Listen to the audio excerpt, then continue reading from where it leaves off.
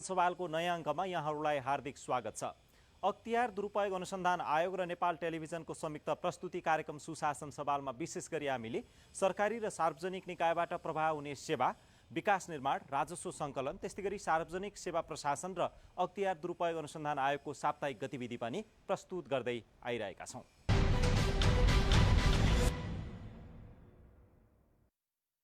अख्तियार दुरुपयोग अनुसन्धान आयोगले 2077 साल भदौ 30 गते बीपी कोइराला स्वास्थ्य विज्ञान प्रतिष्ठान धरानका तत्कालीन उपकुलपति डाक्टर बलभद्र प्रसाद दास विरुद्ध विशेष अदालत काठमाडौँमा आरोप पत्र दायर गरेको छ। दासले सार्वजनिक पदमा बहाल रहँदा पदको दुरुपयोग गरी गैरकानुनी सम्पत्ति आर्जन गरेको भन्ने उजुरीको अनुसन्धान हुँदा डाक्टर दासले 7,71,92,860 रुपियाँ गैर कानुनी रूपमा आर्जन गरेको पाइएपछि आयोगले आरोप पत्र दायर गरेको हो।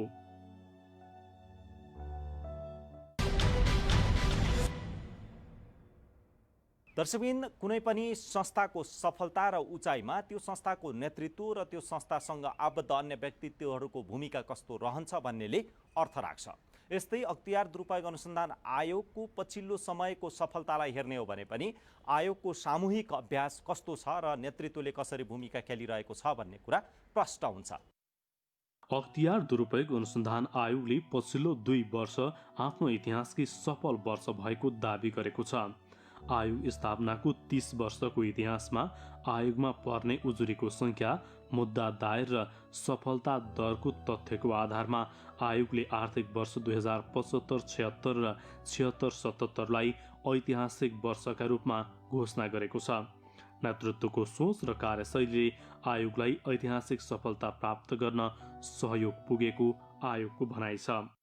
अख्तियार दुरुपयोग अनुसन्धान आयोगको कार्यवाहक प्रमुख आयुक्त र प्रमुख आयुक्तको रूपमा 2074 फागुन 2 गतेदेखि 77 5 महिना 28 गतेसम्म माननीय नवीन कुमार घिमिरेज्यूको नेतृत्वमा आयोगले काम गर्यो र त्यसमा माननीय डाक्टर गणेशराज जोशीज्यू र माननीय डाक्टर सावित्री थापा गुरुङज्यू आयुक्तको रूपमा कार्यरत रहनुभएको थियो। उहाँहरू 3 जनाको टिम र त्यसमा विभिन्न सचिवहरूको एउटा प्रशासनिक सहयोग रहेको थियो र यो अवधिमा आयोगको 30 वर्षको इतिहासमा सबैभन्दा उल्लेखनीय काम गरेको कुरा तथ्याङ्कहरूबाट हामी पुष्टि गर्न सक्छौँ र यो पिरियडलाई आयोगको इतिहासमा भन्दाखेरि एउटा ब्रेक थ्रु पिरियड, एउटा क्रमभङ्गताको पिरियड अथवा उच्च कार्य सम्पादनको पिरियड थियो भनेर भन्न सकिन्छ। जस्तै यो अवधिमा करिब 923 वटा मुद्दाहरू विशेष अदालतमा दायर भएका थिए। विभिन्न उजुरीहरूको अनुसन्धानबाट भ्रष्टाचार जन्य कसुर ठहरिएका 923 वटा चाहिँ मुद्दाहरू दर्ता भएका थिए र यो 47 सालदेखि 68 सालसम्मको अवधिको करिब 21 वर्षको अवधिमा मात्रै 900+ मुद्दाहरू दर्ता भएका थिए। त्यस्तै गरेर 68 सालदेखि फेरि 74 सालसम्मको 6 वर्षको अवधिमा हेर्दाखेरि जम्मा 900+ नै मुद्दाहरू दर्ता भएका थिए। तर 74 फागुन 2 देखि यो 77 भदौ 28 सम्मको तथ्याङ्कले हेर्दाखेरि 923 वटा मुद्दा, जुन 47 सालदेखि 68 सालसम्मको 21 वर्षको तथ्याङ्क र 68 सालदेखि 74 सालसम्मको तथ्याङ्कको तुलना गर्दाखेरि सबैभन्दा धेरै हो र सबैभन्दा धेरै काम गरेको देखिन्छ। निश्चय नै आयोगको उद्देश्य भनेको भ्रष्टाचारको नियन्त्रण गर्ने हो, यस्ता मुद्दाहरू धेरै लान नपरोस्, समाजमा सुशासन होस् भन्ने कुरा हो।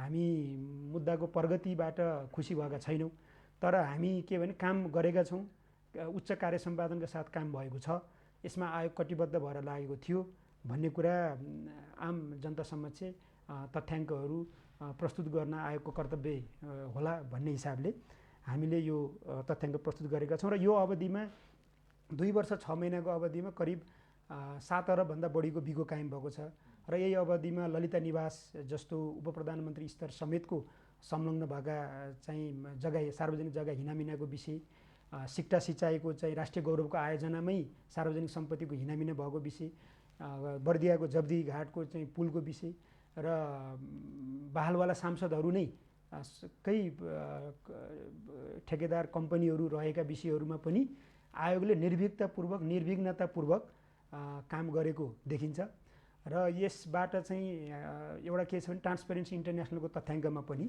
नेपालको जुन करप्सन पर्सेप्सन इन्डेक्समा सुधार भएको पाइन्छ। विगतका वर्षहरूमा 31 अङ्क कहिल्यै पनि कटेको थिएन भने गएको वर्ष 34 अङ्क र त्यसपछि हाम्रो अन्तर्राष्ट्रिय जगतमा 124औं स्थानमा रहेकोमा एकैचोटि 13 स्थान उक्लिएर 111औं स्थानमा चाहिँ आएको छ। के अरे नेपालले चाहिँ स्कोर प्राप्त गरेको छ अथवा त्यो ढङ्गको स्थान प्राप्त गरेको छ। त्यसरी हेर्दाखेरि र आम जनमानसमा पनि आयोगप्रति जनविश्वास बढ्दै गएको र विभिन्न स्थानीय तह, प्रादेशिक तह, सङ्घीय तहमा भएका जुन भ्रष्टाचार सम्बन्धी विषयहरूमा आयोगमा उजुरी गर्ने, त्यसको विषयमा चाहिँ सूचनाहरू लिने र आयोगसँग सहकार्य गर्ने कामहरू नि भएका छन्। त्यो भएर यो जुन अवधि 2 वर्ष 6 महिनाको विगतको अवधि छ त्यो ऐतिहासिक थियो भन्ने आयोगलाई लागेको छ। आयोगले आफ्नो जिम्मेवारीलाई पूर्णताका साथ कार्यान्वयन गर्दै अगाडि बढिरहेको दावी गरे पनि आयोगले आफ्नो अनुसन्धानलाई तल्लो तहका कर्मचारीहरू केन्द्रित गरेको आरोप लाग्ने गरेको छ। तर आयोगले सानो वा ठुलो जो कोही पनि भ्रष्टाचारमा संलग्न भएको पाइए कारबाहीको दायरामा ल्याउने स्पष्ट पारेको छ। जुन सञ्चार माध्यममा आएको छ त्यो कुरामा सत्यता देखिँदैन। त्यो आयोगले प्रकाशन गरेको प्रतिवेदन या आयोगले कार्य सम्पादन गरेको तथ्याङ्कबाट नै त्यसलाई हेर्न सकिन्छ। सञ्चार माध्यमले भनेको कुरालाई पनि कतिपय बुद्धिजीवीहरूले पत्याएर लेखहरू लेखेका पनि पाइन्छन्। तर त्यो पब्लिक इन्टेलेक्चुअल भनेको जहिले पनि रिसर्च बेस र यो डेटाबेस हुनुपर्छ। त्यो भएको हुनाले जस्तो हामी हेऱ्यौँ भने हामीले आयोगले 2 वर्ष 6 महिनाको अवधिमा 2367 जनालाई 923 मुद्दामा 2367 जनालाई प्रतिवादी बनाएको थियो। 2367 जना मध्ये 40% मात्रै सहायक स्तरका कर्मचारी छन् र 60% भन्दा बढी अधिकृत कर्मचारीहरू, सचिव स्तरका कर्मचारीहरू, उपप्रधानमन्त्री स्तरका, मन्त्री स्तरका प्रतिवादीहरू रहेका छन्। त्यसले गर्दाखेरि 60% भन्दा बढी चाहिँ सहायकभन्दा बाहेकै अधिकृत वा सोभन्दा माथिल्लो स्तरका निर्वाचित मनोनित पदाधिकारीहरू छन् र त्यो हिसाबले पनि त्यसलाई पुष्टि गर्छ यो तथ्याङ्कले पनि। र दोस्रो विषय भनेको नेपालको सार्वजनिक सङ्गठन भनेको पिरामिडमा आधारित छ र अग्रपङ्क्तिमा सेवा प्रवाहका लागि तल्लो स्तरका कर्मचारीलाई खटाइन्छ र आम जनताले पनि सेवा लिन चाहिँ अग्रपङ्क्तिकै सेवा प्रदायकहरूमा जान्छन्। त्यसले त्यो दृष्टिले अब आम नागरिकले आफूले दैनन्दिन सेवाहरू लिँदाखेरि, सामान्य प्रकारका प्रशासनिक सेवाहरू लिँदाखेरि पाएको दुःख या भ्रष्टाचार भएको विषयमा जुन गुनासो गर्नुहुन्छ त्यसलाई आयोगले पनि हेर्नै पर्ने हुन्छ।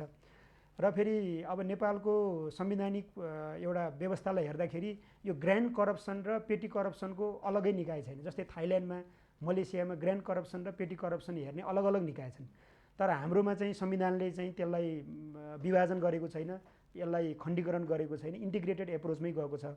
त्यसले गर्दाखेरि 3टा कुरालाई हामीले ध्यान, एउटा तथ्याङ्कमा चाहिँ हाम्रो 40% मात्रै सहायक कर्मचारी प्रतिवादी छन्, 60% भन्दा बढी अधिकृत वा सोभन्दा माथिका मन्त्री स्तरका, उपप्रधानमन्त्री स्तरका, आयुक्त स्तरका विशिष्ट श्रेणीका कर्मचारीहरू रहेका छन्, त्योभन्दा बढी। अनि त्यसपछि दोस्रो विषय भनेको संवैधानिक जिम्मेवारीमा यसलाई यो दुवै प्रकारको हेर्नुपर्ने छ। यसले ग्रान्ड पनि हेर्नुपर्ने छ, पेटी पनि हेर्नुपर्ने छ। त्यही अनुसार आयोगले काम गरेको छ जुन जिम्मेवारी संविधानले दिएको छ। र अनि तेस्रो विषय भनेको हाम्रो 1 करोडभन्दा बढी बिगो भएका 61वटा मुद्दाहरू चाहिँ 2 वर्ष 6 महिनाको अवधिमा दायर भएको अवस्था छ। यसै गरी आयोगलाई लाग्ने गरेको अर्को आरोप हो कम रकममा केन्द्रित कारबाही। आयोगले पछिल्लो 2 वर्षको अवधिमा 2 करोडभन्दा धेरै बिगो माग दाबी भएका 28 भन्दा बढी मुद्दा चलाएको छ। आयोगलाई लाग्दै आएको सानो सानो रकममा उजुरी र आरोपमा बढी ध्यान दिएको भन्ने आरोपमा कुनै सत्यता नभएको आयोगको भनाइ छ। आयोगको संवैधानिक सीमाहरू पनि छन् अथवा कानुनी सीमाहरू पनि छन्। जस्तै अहिलेसम्मको कानुनी व्यवस्थाले मन्त्री परिषदका नीतिगत निर्णयहरू आयोगले हेर्न नपाउने भन्ने छ। त्यस उप अनुसन्धान हुने छैन भनेर अख्तियार दुरुपयोग अनुसन्धान आयोग ऐनमा लेखिएको अवस्था छ। त्यो हिसाबले पनि कतिपय कुराहरू त्यसरी आएको हुनसक्छ। तर आयोगको समग्र कार्य सम्पादनलाई हेर्ने हो भने के देखिन्छ भने 61वटा मुद्दाहरू 1 करोडभन्दा बढी बिगो भएका छन् र गत वर्ष मात्रै 28वटा मुद्दाहरू 1 करोडभन्दा बढी बिगो भएका थिए र गैर कानुनी सम्पत्ति आर्जनतर्फ आयोगको 2 वर्ष 6 महिना अवधिमा 34वटा भन्दा बढी मुद्दाहरू दर्ता भएका छन् र ती 34वटा मुद्दाहरूलाई हेऱ्यो भने गएको वर्ष मात्रै जुन 18वटा गैर कानुनी सम्पत्तिका मुद्दा दर्ता भएका थिए त्यसमा 1 अरबभन्दा बढीको बिगो कायम भएको छ र टोटल हाम्रो 7 अरबभन्दा बढी बिगो कायम भएको छ सबै प्रकारको मुद्दा गर्दाखेरि। तर सार्वजनिक सम्पत्तिको हानि नोक्सानी, गैरकानुनी सम्पत्ति आर्जन, राजस्व चुहावट देखि लिएर यी जति पनि भ्रष्टाचार निवारण ऐनमा उल्लेख भएका दफाहरू छन् ती सबै दफाहरूको सक्रिय कार्यान्वयन आयोगले गरेको छ र ठुला मुद्दाहरू, ठुला केसहरू जस्तै अब मैले अघि नै पनि भनिसकेँ ललिता निवास, सिक्टा सिँचाइ, जगदीघाटको पुल देखि लिएर गैरकानुनी सम्पत्ति आर्जन यी विभिन्न विषयहरूमा आयोगले अनुसन्धान गरेर विशेष अदालतमा मुद्दा दायर गरेको अवस्था छ। त्यसले गर्दा यो जुन ढङ्गले आलोचना भएको छ त्यो चाहिँ पूर्ण रूपमा त्योसँग सहमत हुन सकिने अवस्था छैन। भ्रष्टाचार नियन्त्रण र सुशासन प्रवर्धनमा सहयोग पुगोस् भन्ने ध्येयका साथ आयोगले आफ्ना रणनीतिहरूलाई समय अनुकूल बनाउँदै लगेको छ। यसै आर्थिक वर्षबाट निरोधात्मक, उपचारात्मक, प्रवर्धनात्मक सहित संस्थागत क्षमता विकासको रणनीतिलाई अङ्गीकार गर्दै आयोगले संस्थागत क्षमता विकासका विभिन्न क्रियाकलाप पनि गर्दै आएको छ। आयोगको 7वटा प्रदेशमा कार्यालयहरू छन्। 2टा प्रदेशमा कार्यालयको भवन निर्माण भएको र अरू 3टा प्रदेशमा निर्माणको क्रममा रहेको छ। त्यस्तै गरी फरेन्सिक ल्याबको सुदृढीकरण भएको छ। पोलिग्राफ लगायतका अत्याधुनिक प्रविधिहरूको जडान गरिएको छ। त्यस्तै म्याटेरियल टेस्टिङ ल्याबोरेटरीहरू सबै कार्यालयहरूमा राख्ने नीति अनुरूप काम भइरहेको छ। अनि अफिस अटोमेसन सिस्टममा आयोग गएको छ। यो विद्युतीय प्रविधिको प्रयोग गरिएको छ आयोगको अभिलेख व्यवस्थापनमा। त्यस्तै गरेर अनुसन्धान अधिकृतहरूको क्षमता विकासको लागि आयोग आफैले तालिमहरू सञ्चालन गरेको थियो। त्यस्तै गरेर अन्तर्राष्ट्रिय रूपमा पनि सहकार्य गरी विभिन्न देशमा भ्रष्टाचार निवारण गर्ने संस्थाहरूसँग सहकार्य गरी अन्तर्राष्ट्रिय सम्बन्धको विस्तारीकरण गरी त्यो तालिमहरू दिने काम भएको थियो। त्यस्तै गरेर अब सम्पत्ति शुद्धिकरण विभाग लगायत राजस्व अनुसन्धान विभागसँग पनि विभिन्न विषयहरूमा नेपाल राष्ट्र ब्याङ्कसँग पनि सहकार्य गर्ने काम भएको थियो। त्यसले गर्दाखेरि संस्थागत सुदृढीकरणको हिसाबले हेर्दा आयोगको यो 30 वर्षको इतिहासमा गएको 2.5 वर्षलाई सबभन्दा उल्लेखनीय अवधि मान्न सकिन्छ। किनभने आयोगले 28 वर्षसम्म 3टा पिलरलाई मात्र आफ्नो स्ट्राटेजी मान्यो, जुन चाहिँ निरोधात्मक, प्रवर्धनात्मक र दण्डात्मक रणनीतिहरू थिए। तर यो हामीले संस्थागत क्षमता रणनीति बनाउँदाखेरि अब अहिले चाहिँ संस्थागत क्षमता विकासलाई पनि 4थो पिलरको रूपमा हामीले राखेका छौँ। किनकि ती 3टा कामहरू गर्नको लागि निरोधात्मक काम गर्न, प्रवर्धनात्मक काम गर्न र दण्डात्मक काम गर्नको लागि त आयोगको आफ्नै संस्थागत क्षमता विकास हुनुपर्छ, आयोगको आफ्नै आचार संहिता हुनुपर्छ, आयोग आफ्नै अनुशासनमा बाँधिएको हुनुपर्छ, आयोगका कर्मचारीहरू अनुशासित हुनुपर्छ होइन। अरूलाई भ्रष्टाचार नगर भन्ने निकाय आफै नै चाहिँ नैतिकवान, सच्चरित्रवान हुनुपर्ने जरुरत हुन्छ। त्यसले गर्दाखेरि यो संस्थागत क्षमता विकासको रणनीति आयोगले लिएको छ र 4वटा यो रणनीति अन्तर्गत काम भइरहेको छ। र प्रवर्धनात्मक रणनीति अन्तर्गत अब नेपाल सरकारलाई विभिन्न सुझावहरू दिने, जस्तै 1848वटा रुग्न ठेक्का आयोजनाको अध्ययन गरेर अख्तियार दुरुपयोग अनुसन्धान आयोगले सुझाव प्रेषण गरिसकेपछि त्यो आयोजनाहरूको पर्फर्मेन्स बढेको तथ्याङ्कहरू हामीसँग छ र विभिन्न सर्वेक्षणहरू, सेवाग्राही सर्वेक्षणहरू गरेका छौँ। र त्यसले गर्दा संस्थागत क्षमता विकासमा यो गएको 2 वर्ष 6 महिनामा उल्लेखनीय काम भए र ऐतिहासिक कामहरू भए भन्ने आयोगलाई लाग्छ। संविधानले प्रदान गरेको अधिकार र भ्रष्टाचार निवारण ऐनमा उल्लेख गरिएको जिम्मेवारी सहित आयोगले आफ्नो विभिन्न कार्यविधि निर्माण गरी भ्रष्टाचार नियन्त्रण र सुशासन प्रवर्धनका कार्यक्रमहरू सञ्चालन गर्दै आएको छ। आयोगको काम कारबाहीलाई सहज बनाउन आवश्यक नीति निर्माणको काम निरन्तर जारी रहने भन्दै आयोगले ऐन, नियम र कानुनहरूलाई समय सापेक्ष बनाउँदै जाने बताएको छ। निश्चय नै अब यो देश संहितामा गइसकेपछि र नयाँ संविधान आइसकेपछि विभिन्न कानुनहरू तर्जुमा गर्ने क्रममा आयोगले पनि केही आफ्ना कुराहरू राखेको छ। जस्तै यो 47 सालको संविधानमा अनुचित कार्य समेत अम्बुड्सम्यान अवधारणा अन्तर्गत आयोग अन्तर्गत रहेको थियो। तर अहिले यो 72 सालको संविधानबाट त्यो झिकिएको हुँदा त्यो अनुचित कार्यलाई आयोग अन्तर्गतै राख्नुपर्छ। त्यो भयो भने भ्रष्टाचार निवारणमा आयोगले एउटा चाहिँ होलिस्टिक एप्रोचमा काम गर्न सक्छ, कम्प्रिहेन्सिभ एप्रोचमा काम गर्न सक्छ भन्ने देखिन्छ। त्यस्तै गरेर अब यो पब्लिक गुड्स जुन सार्वजनिक सेवा वस्तुहरू चाहिँ परम्परागत रूपमा सरकारले मात्रै वितरण गर्थ्यो, तर अहिले यो राज्यको अवधारणा परिवर्तन भएसँगै निजी क्षेत्रबाट पनि ब्याङ्किङ, शिक्षा, स्वास्थ्य लगायतका जुन सार्वजनिक वस्तुहरू चाहिँ प्रभाव भइरहेको छ। त्यसले गर्दाखेरि तिनीहरूमा पनि आयोगले अनुसन्धान गर्न पाउनुपर्छ र कतिपय सार्वजनिक क्षेत्रले ठेक्कापट्टा गर्दाखेरि निजी क्षेत्र सम्झाउनु हुने या पब्लिक प्राइभेट पार्टनरसिपका प्रोजेक्टहरू सञ्चालन हुने क्रम बढ्दै गएको हुनाले निजी क्षेत्रको सार्वजनिक वस्तु वितरण गर्ने प्रकृतिको निजी क्षेत्रलाई पनि आयोगले हेर्न पाउनुपर्छ। सम्पत्ति शुद्धिकरण विभाग लगायतका चाहिँ अनुसन्धानकारी निकायहरू आयोग अन्तर्गत राख्नुपर्छ भन्ने तवरले हामीले चाहिँ एउटा नीतिगत वकालत गरेका छौँ र यो सम्मानित संसद र सम्मानित संसद अन्तर्गत समितिहरूमा यो कुरा राखेका छौँ।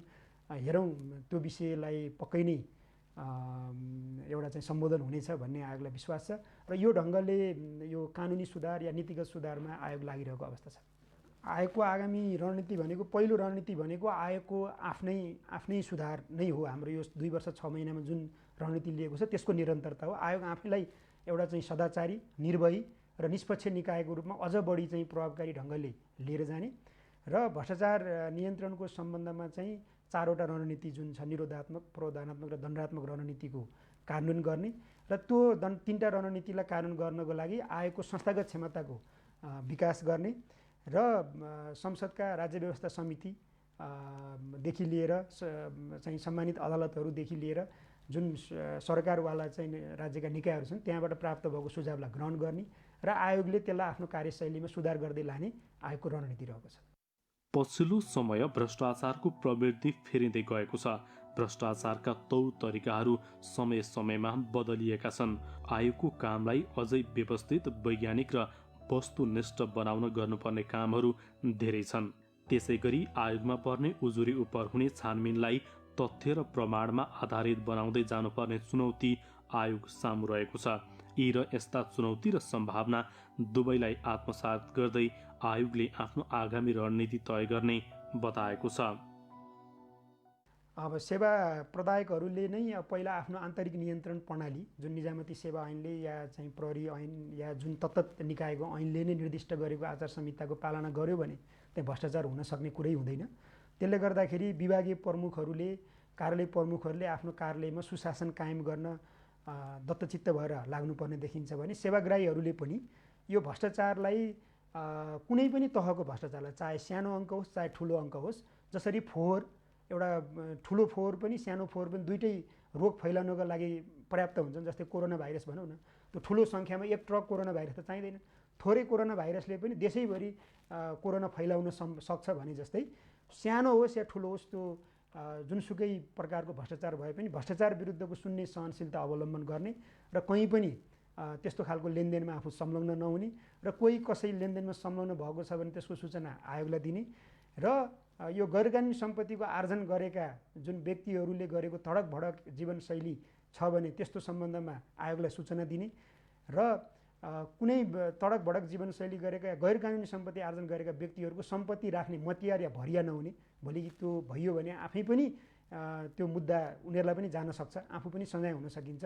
यो कुराहरू गर्न सकियो भने निश्चय नै नेपालमा यो भ्रष्टाचार नियन्त्रण हुन्छ र भ्रष्टाचार विरुद्धको शून्य सहनशीलताको संस्कृति विकास हुन्छ भन्ने आयोगलाई लाग्छ।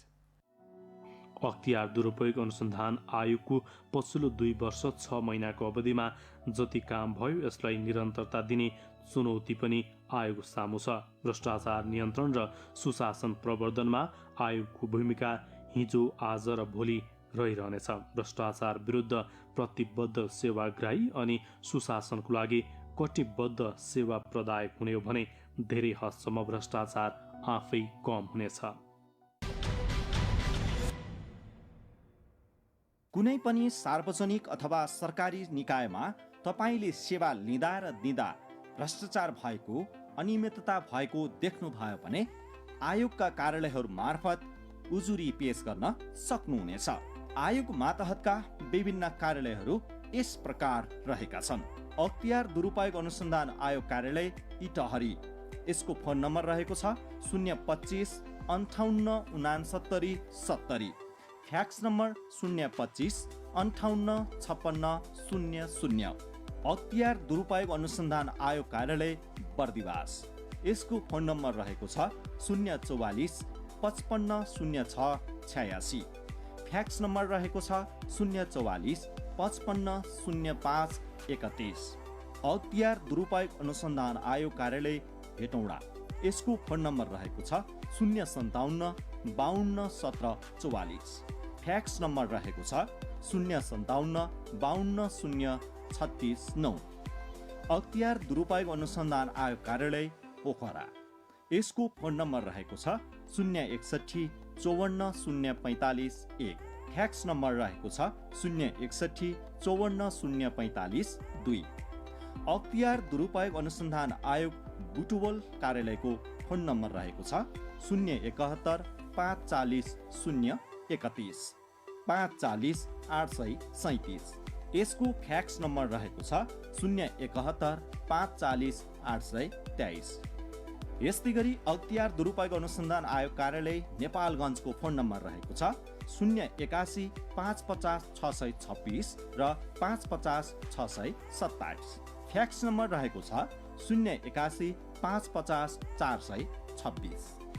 अख्तियार दुरुपयोग अनुसन्धान आयोग सुर्खेत कार्यालयको फोन नम्बर रहेको छ 083 521 960। फ्याक्स नम्बर रहेको छ 083 523 884। अख्तियार दुरुपयोग अनुसन्धान आयोग कञ्चनपुर कार्यालयको फोन नम्बर रहेको छ 079 524 263। फ्याक्स नम्बर रहेको छ 079 524 83। तपाईले कहीँ कतै सार्वजनिक अथवा सरकारी निकायमा कार्यरत व्यक्तिले आफ्नो अख्तियारको दुरुपयोग गरेको अथवा भ्रष्टाचार गरेको देख्नुभयो भने यी कार्यालयहरू मार्फत पनि उजुरी पेश गर्न सक्नुहुनेछ। अख्तियार दुरुपयोग अनुसन्धान आयोग। दर्शकवृन्द, संस्थाको सफलता र असफलता व्यक्तिमा केन्द्रित हुन्छ। त्यो व्यक्तिले खेल्ने भूमिका र निभाउने जिम्मेवारीका कारण संस्थागत दिगो विकास र सफलतालाई कसरी अङ्गीकार गर्दै अगाडि बढ्न सकिन्छ भन्ने एउटा उदाहरण अख्तियार दुरुपयोग अनुसन्धान आयोग पनि हो। यसमा रहने व्यक्तित्वहरूको एउटा किसिमको प्रतिबद्ध भूमिकाका कारण पनि आयोगलाई उचाइमा पुर्याउनका लागि महत्त्वपूर्ण सहयोग पुग्दै आइरहेको छ। यस्तै सुशासन प्रवर्धन र भ्रष्टाचार नियन्त्रणमा आयोगको मात्र होइन, तपाईँ हामी सबैको भूमिका उत्तिकै महत्त्वपूर्ण छ। त्यसैले तपाईँ हामी कहीँ सेवा लिँदा अथवा दिँदा भ्रष्टाचार भएको पाइयो र देखियो भने त्यसका विरुद्ध आवाज उठाउनु आवश्यक छ। यदि हामीले यस्तो आवाज उठायौँ भने साँच्चीकै सुशासनयुक्त समाज र सेवा प्रवाहमा सहयोग पुग्नेछ। तपाईँ यो कार्यक्रम नेपाल टेलिभिजनको वेबसाइट www.ntv.org.np, त्यस्तै गरी मोबाइल एप्स, अख्तियार दुरुपयोग अनुसन्धान आयोगको फेसबुक पेज, युट्युब च्यानल र वेबसाइटमा पनि हेर्न सक्नुहुन्छ भन्दै अर्को सातासम्मका लागि हामी सबैलाई बिदा दिनुहोस्। नमस्कार।